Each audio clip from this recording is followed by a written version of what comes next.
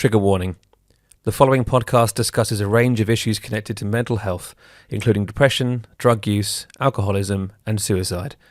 This podcast is created to encourage people to share their experiences and remove the taboo around poor mental health. But unless stated, no participants are mental health professionals. Viewer and listener discretion is advised.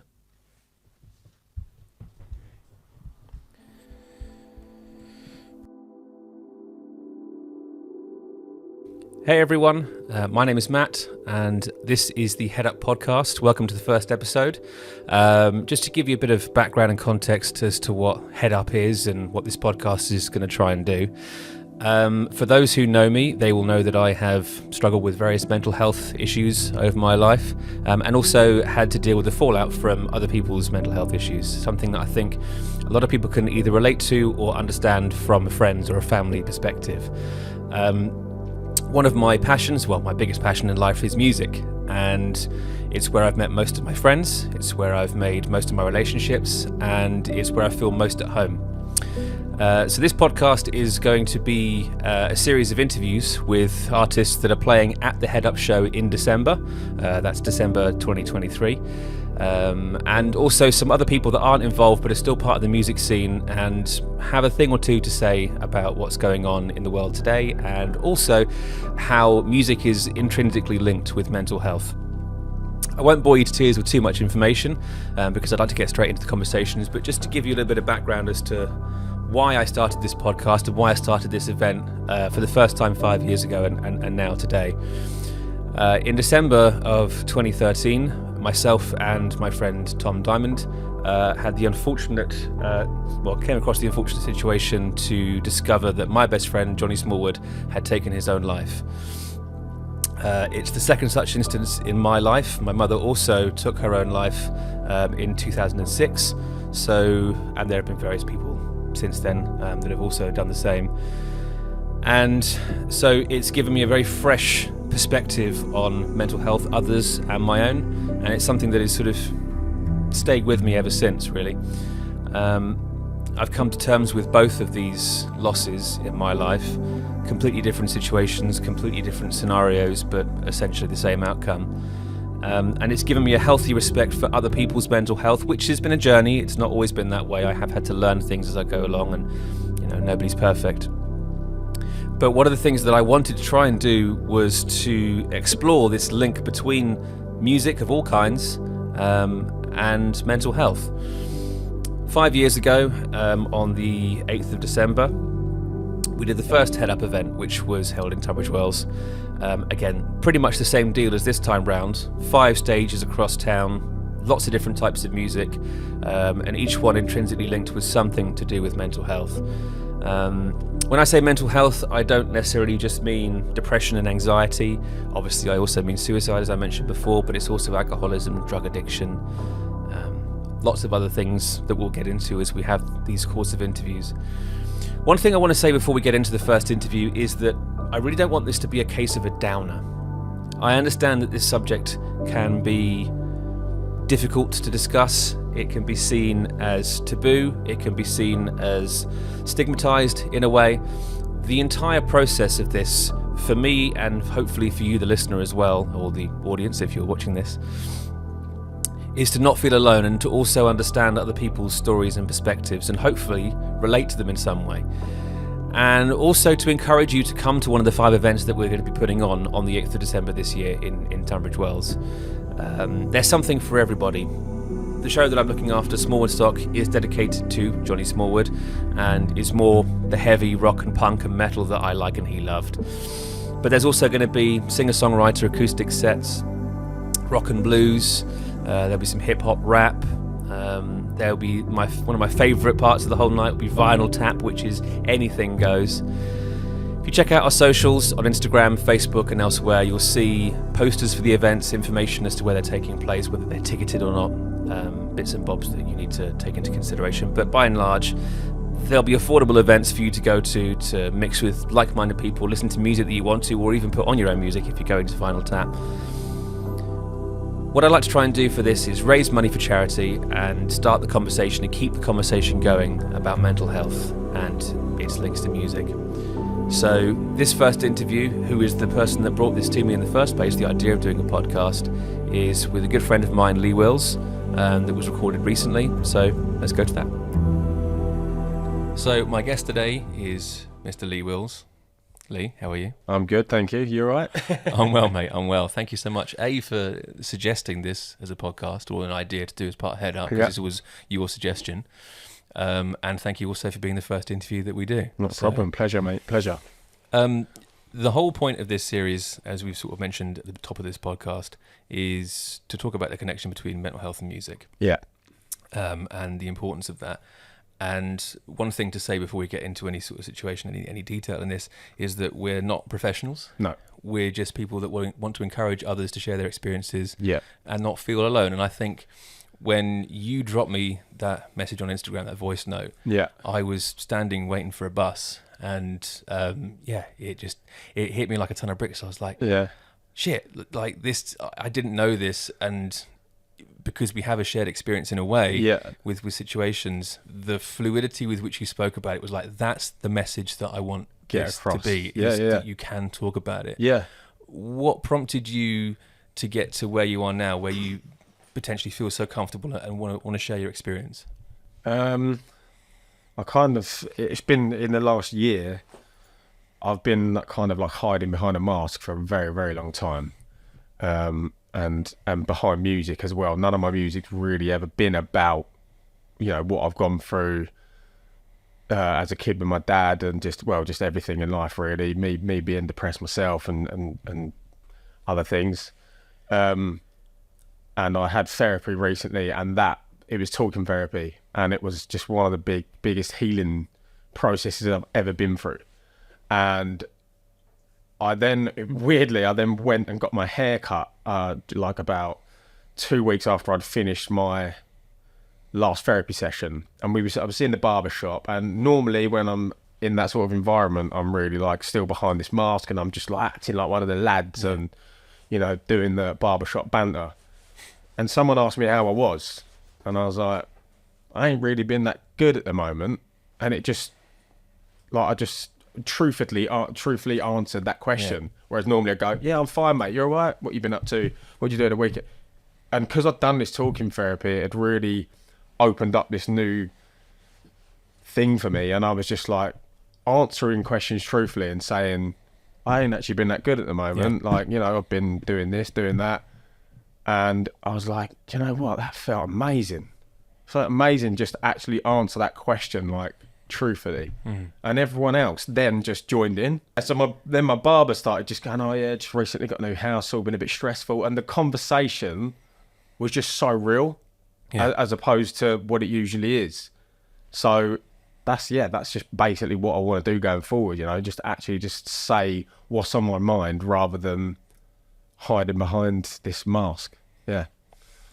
Self-realization in that respect, it's quite a maturing thing. It really is. It brings you to account a little bit, and if you can recognize that you haven't been doing it, did you feel like it was something that has been missing as part of you, and then you were able to express completely. And the thing that made it so much nicer was everybody, because I'd opened that conversation up, everyone else joined in, and I thought that in itself is that message. Takes one person to just say how they're really feeling, and it will create that domino effect, and everyone will do it. So I think that's like the idea of this, we're going to talk about this, and then everyone can go, we could do that. Like, let me come on the show. Let me talk to you about what I've been through. So that is the point of this podcast. I mean, everything that we've been doing to this point has been about getting people to start having conversations about it. Yeah. And at the first show that we did 5 years ago, exactly what you said happened. There was certainly the show that I was looking after at the Forum, there was about 120, 130 people in there, and most of them were Johnny's friends and sort of close people that have been throughout his life. And some of them hadn't seen each other for decades or whatever, and it was interesting because at points you'd see like, oh, they recognise that song. We did a lot of songs obviously that he wanted to hear and that he liked, but then you also noticed at different points 10-15 minutes would pass and these people wouldn't be there. They'd all be outside talking to each other. And you would sort of, there'd just be this flow of people coming and going because they're like, you can have like a little catch up, chat. Yeah. And it happened all night long. And I think that's what I'd love to have happen as part of what we're doing across all the other stages. Yeah. So I think, you know, one thing that's really important to me is to make sure that there's a message that's sort of consistent throughout. Yeah. But it's not bashing people over the head with it. No, exactly. Yeah. So well, you can't force it, can you? But for it to happen naturally is the best therapy, I think. So, as I mentioned at the top of this podcast and at the top of every podcast, there is a trigger warning for some of the subjects that we're going to be talking about. Yeah. I think it's important that people feel comfortable to talk about and listen to these subjects, but we will be, across this series, be talking about everything from suicide to alcoholism and other addictions, etc. Depression, anxiety. I don't think it's not necessarily as a shock tactic or as anything other than to say it's okay to talk about these things. Yeah. There's a time and a place for it, and that time is when you're ready and with the people that you feel comfortable. Yeah, 1,000,000%. Yeah.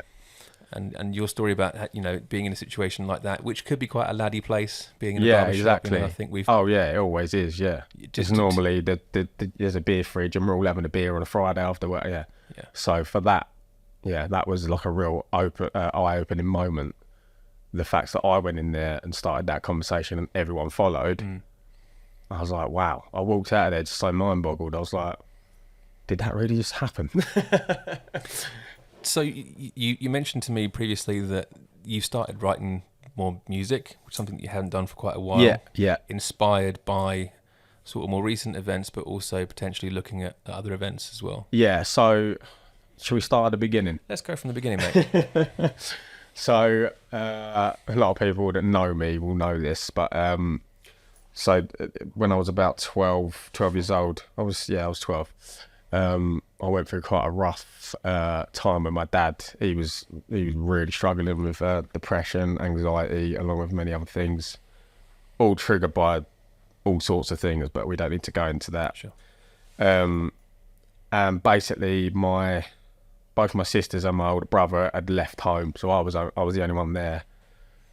And I basically had to kind of become his carer. There was other people helping, don't get me wrong, like mum popped in to make sure everything was all right, and friends and what have you, and my sisters and brothers, they would come in and check, but for the majority it was me that was there. And I would come home from school and, have you taken your pills, have you had dinner today? 9 times out of 10 he's just sat in the same chair drinking a beer. Like, it was horrible. Getting myself ready for school and just, you know, making sure I'm fed myself. It was a rough time, and throughout that year, from the age of like 11 up to 12, I'd found my dad like trying to like take his own life various different ways, but none of the experiences were good. So it was always like he'd then go to hospital, I'd be shipped off to my auntie's or go and stay with my mum or whatever, and then I'm back at the house a week later and the same thing happens. So till eventually I come home one day from school on the Friday and I found him hanging. And that was just the weirdest thing about all of this is, at first it was like the biggest relief, because I was like, I ain't got to find him anymore. And I was just like, wow. So yeah, the first feeling was relief, and the next sort of 2, I went straight back to, this was the Friday that I found him, and I went back to school on the Monday, because I was just like, kind of in a way, I was just like, yes, I can just get on with my life now. But put him exactly like what we're talking about. What then happened to me is I just put it to the back of my mind and didn't talk about how I got on with my life and just carried on as if nothing had happened. And that's the worst thing to do. I'm not a professional, but my only advice to anybody would be, don't put things, if you're going through something, don't put it to bed straight away. Like, try and deal with it in that moment if you can. Because what then happened to me about 10-15 years on is I then tried to start, I was like, I need to deal with this now, because I haven't grieved, I'm not thought about this, like how's it affected me. And it was at that point that I was like starting to deal with it, that I then started turning to drink to suppress emotions. And it was still at that time, it was still in a time where mental health wasn't really that talked about. So I was still, especially when Dad died, it was not spoke about ever. It was still very in that time where you was a man and you deal with your shit and get on with it. That's it.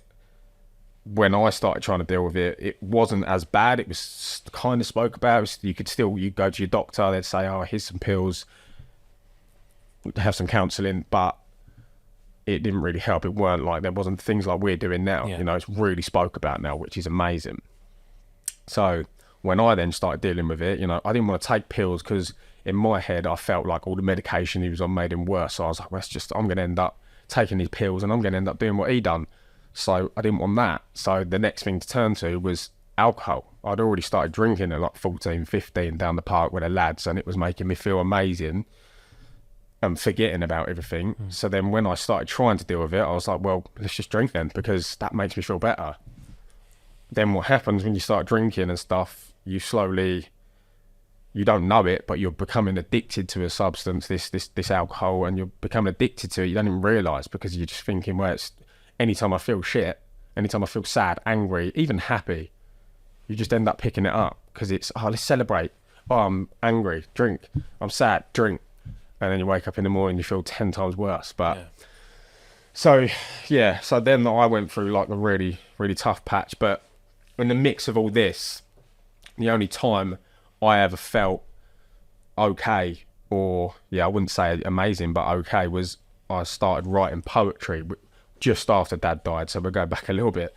So when Dad died, about a year after he died, I started writing poetry as a way of dealing with things. I was never into sports like the rest of my mates. And this poetry, I was really like, it weren't necessarily about what I was going through, but it was just writing poetry about anything. It was like, you know, I was getting this release.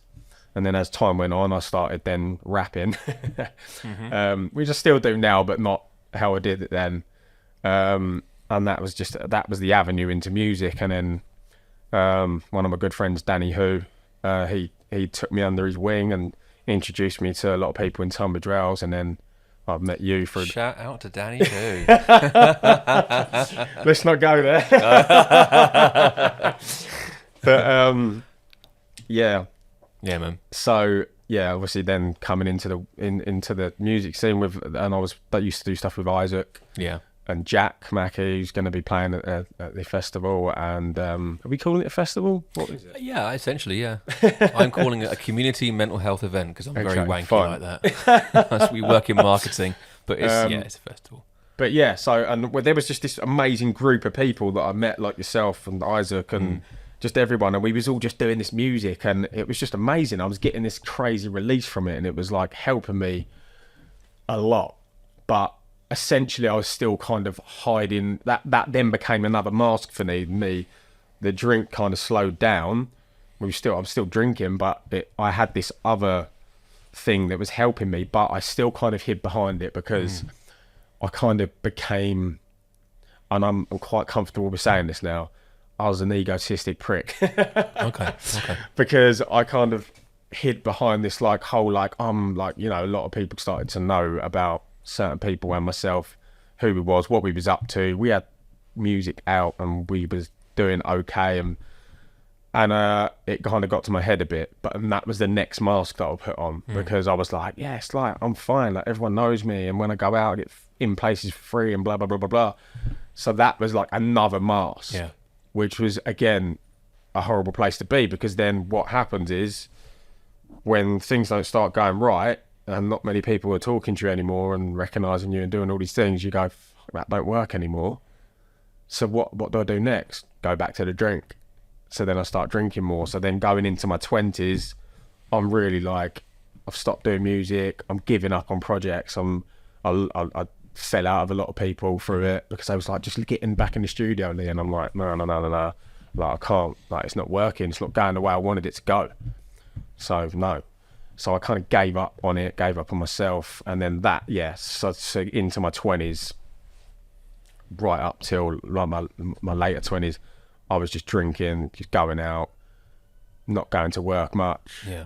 kind of really just like hit a wall and was just like, music don't work, this don't work, that don't work. And this is when I took a couple of overdoses myself and various things. I don't think any of my experiences with overdoses and things like that was to take my life. I think it was definitely a cry for help. It was more of like, fucking help me. Yeah. Like, recognise that I'm not well. Yeah. Because I couldn't go to someone and say, can you help me? So you didn't feel you had like the mental faculty to do that. I couldn't actually go to someone and say, I feel like killing myself, because I didn't. I just needed help, but I didn't know how to express that. So my way of expressing it used to be music. Now it's this drink and these overdoses and things that I'm doing. And I was drinking till I dropped, do you know what I mean? I was being found in like horrible states. So people then go, right, okay, he needs help. So my mum, my family all got together. This was much more recently. In fact, it was this year, beginning of this year. And it was this one weekend. I'm not going to go into details because there's a lot of people involved that I'm not going to talk about. It's not fair to bring them into it. But basically, I was in my flat on my own for 4 days. I was just drinking and to the point where where I phoned my mum on the Sunday morning and said, can't do this anymore. You need to take me to hospital. I need to go now because I won't be here tomorrow otherwise. I was ready. Like, this was the first time for me that I was like, no, I'm going to do it. Like, I will kill myself, because where am I going from here? Like, I don't know what it was. I don't know where it come from. I don't know whether it was the dad thing. I don't know if it was just everything that I'd been through, everything I put myself through, the pressure with music, like not ever making it and being where I wanted. Because when I first started music, a lot of my friends were doing well. They were making it. They were getting signed, but I wasn't. So there was all this pressure like I put on myself, and was like, why am I doing that? And so, and I don't know, just this whole whirlwind, this whole tornado was just there, and I was in the middle of it, and it was like, that's enough. The drink became actually self-harm in a way, because I wasn't drinking to enjoy it no more. I wasn't drinking to celebrate. I wasn't drinking because I was sad. I was drinking in hopes that I would just collapse and just not wake up, basically. Let's just keep drinking and see what happens, because then hopefully I'll just go to sleep and I won't wake up.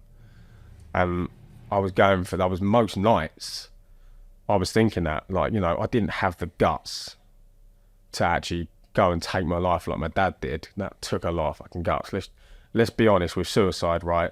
Yeah. These people are in a position where they feel like this is their only way out, and I'm not condoning it, because it's the worst thing to do, leaving your family behind. But it takes a lot of fucking guts to go, okay, I'm doing this. An honest conversation about suicide is to include that as part of it. You can't, and again, we're speaking from a different perspectives, certainly in terms of events leading up to you, but the output is the same. Well, that's what I mean. These people are so desperate for help that they think that's their only way out.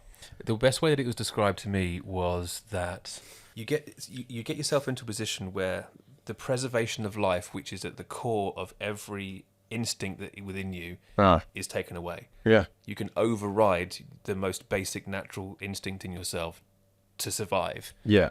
And not only to do that, but then to not survive, to take yourself. Well, yeah. And to be in that state of mind is incomprehensible to a lot of people. Yeah. But I don't know whether you would agree with this or not. And I've had tough conversations with my family about this. And again, this is a personal opinion based upon my experience, but I'd be interested to know what you think. In the beginning, I was very angry. My situation is slightly different in the sense that I was 19. I didn't find my mother, but she left me behind, and she left my 11-year-old brother behind. I had 19 years. I was an adult. You know, I was over 18. Bullshit, was I? But you know what I mean? Like, you're essentially supposed to be an adult. He was 11, and I felt that was a bit unfair on him. I think he needed more time. He deserved more time. But she was in pain, and she was unable to do what she wanted to do, and she couldn't cope anymore. She was the strongest person I know, exactly to what you said. Now I understand it a bit more. Now I'm a little bit older. Now I've had a bit more life to live. I can understand it a bit more, and I can see why more. It's become more tangible. Not to suggest that it was the right thing to do. It wasn't my place to say one way or the other. But I understand it more. Do you feel like now that you've grown a little bit older, or did you even at the time understand? I would agree in your situation and slightly in mine. I'll explain. I think with your situation, like we've spoke off camera about it, and I think your mum was in physical pain. Yeah. I hope you don't mind me saying what I'm about to say. If you don't agree, tell me. No, you're absolutely right. Tell me. Yeah. But she was in physical pain, and she just thought, I feel like if you're in physical pain and you know that your life's coming to an end, then that's a completely different place to be in than still mental health and depression is a part of that. But with my dad and people that are in my situation where, he wasn't, I don't know how to really word it. It's not physical illness, is it? It's a mental illness, yeah. From my side, for yours was both sides. Yeah. For me, I feel like his was just a mental illness, not physical. I guess you there is a slight physical because, like I say, I have been there, and it does become a physical pain slightly because it does really hurt. Yeah. Your body hurts, you ache, you actually do physically ache. So, yeah, I kind of agree and disagree because with my dad, my grieving process happened this year because I'd never grieved over it. I'd forgot about it.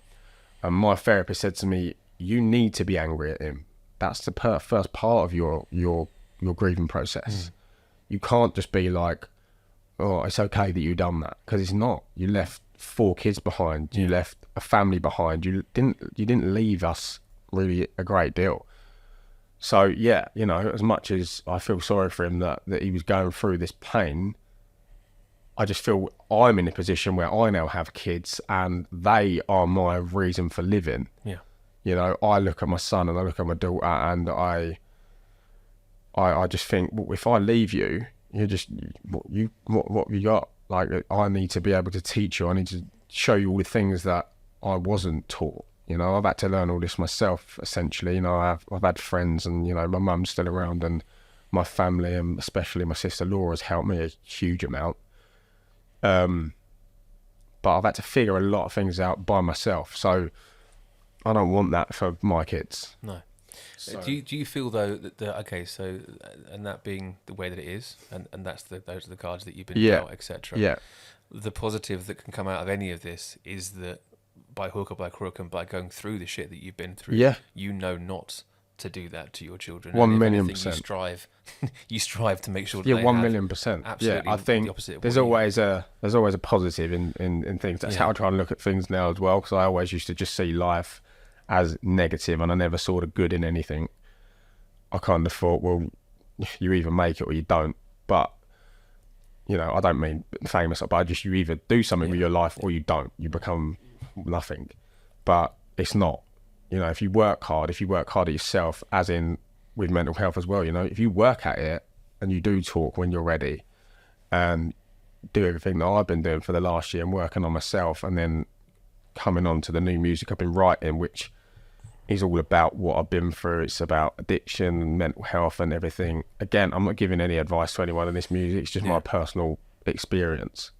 But this is the first time that I've really opened up in my music, and I'm not hiding behind it anymore. I'm not hiding from behind this mask. It's raw. So this is me. This is what I've been doing. This is who I am. There's nothing egotistic about it. There's nothing. It's just raw.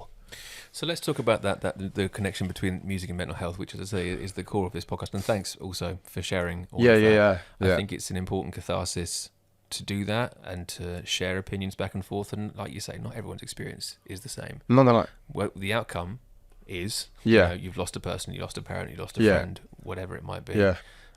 But everybody's lead up to and scenario is different. It is, yeah. And I think maybe as part of this podcast series, these sorts of experiences and expressing them could open people's eyes to the multitude of ways that not only people deal with it, but the way that these scenarios come up. Yeah. But in terms of the connection that music and mental health then,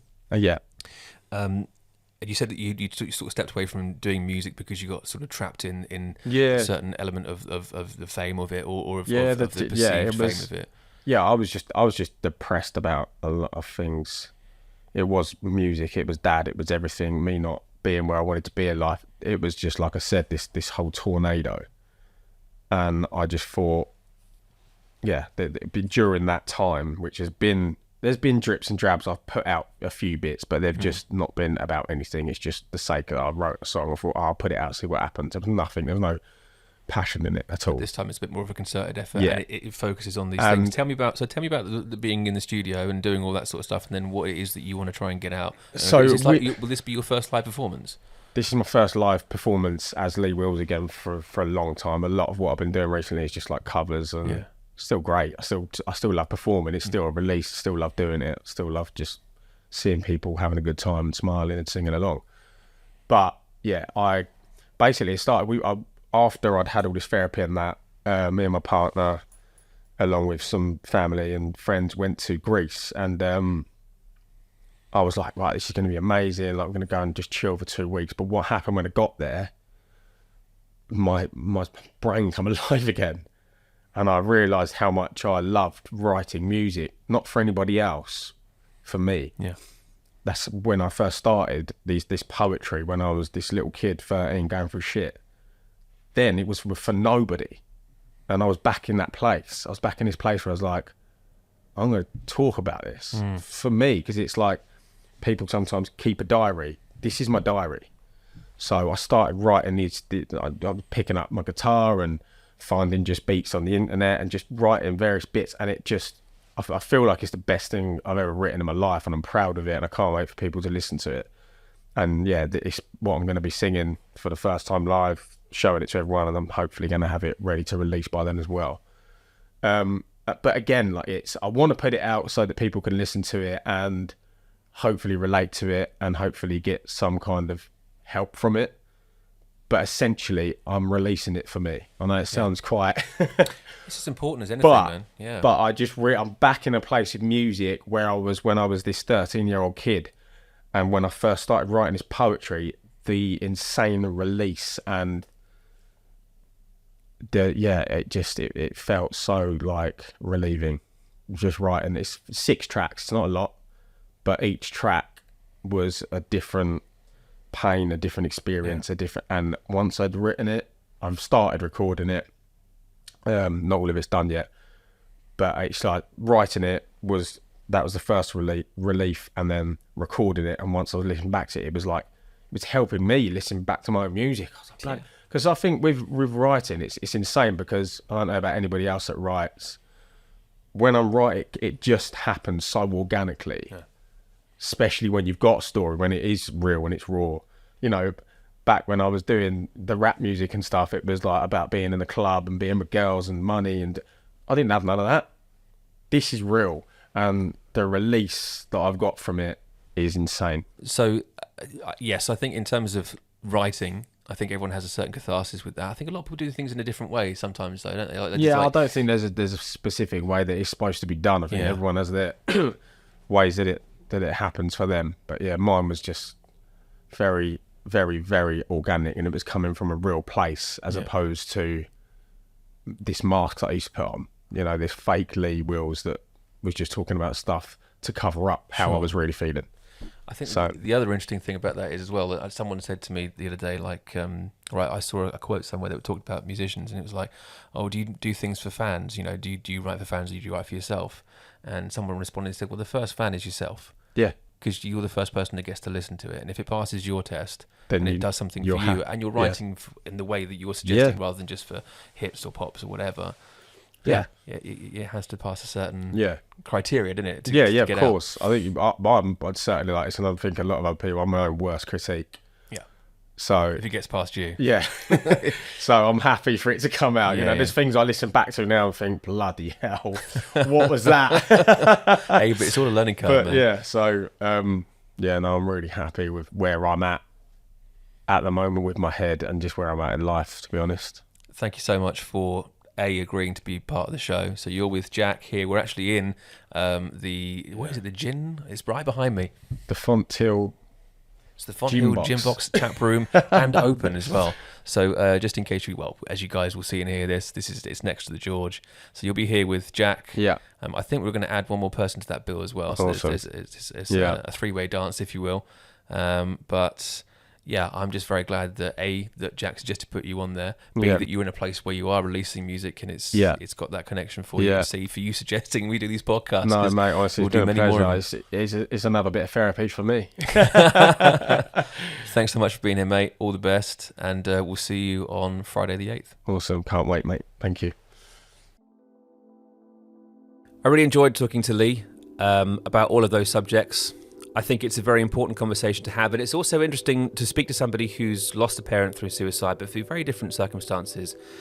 And we spoke at length before and after that we were recording about our situations, and I think we came away with a healthy respect for the range of different emotions that any one person can feel and situations that lead up to it. But the ultimate bonding moment is the fact that the same outcome applied. We lost a parent. His circumstances were very different from mine, and the fallout from that was very different from mine. We both reacted in difficult ways. We both potentially made it difficult for ourselves and others during that time, didn't vent the anger in the best possible way. And that could be attributed to many things. It could be the time that it happened, the culture at the time. It could be down to personal preference. It could just be down to our makeup internally. But what I did find is that I've known Lee for a couple of years. We haven't been busy mates or anything, but we've known each other and we've been around each other for a good number of years. And I think I was aware of this as a situation, but getting the chance to sit down and talk to him about it openly like that was really encouraging. And I hope it may instigate a conversation in you or some of your friends to do the same. Anyway, that's the first interview. There are many more to come. We'll be speaking to Armandine of All Hell Dog coming very soon. We're also going to have interviews with some local legends in the Brighton area, which is where I am now. So we're sitting down with Tribe of Ghosts guitarist Adam, L, one of my favourite photographers from down here, getting a slightly different perspective than rather than the musicians, but somebody who's still very intrinsically part of the music scene and captures things maybe from a different way. So I can't wait to speak to them. There'll be plenty more as well besides this, but listen, the most important thing that you can do is reach out if you're having a hard time on any subject. It doesn't have to be suicide, it can be anything: alcoholism, drug abuse, anxiety, depression. Reach out to somebody.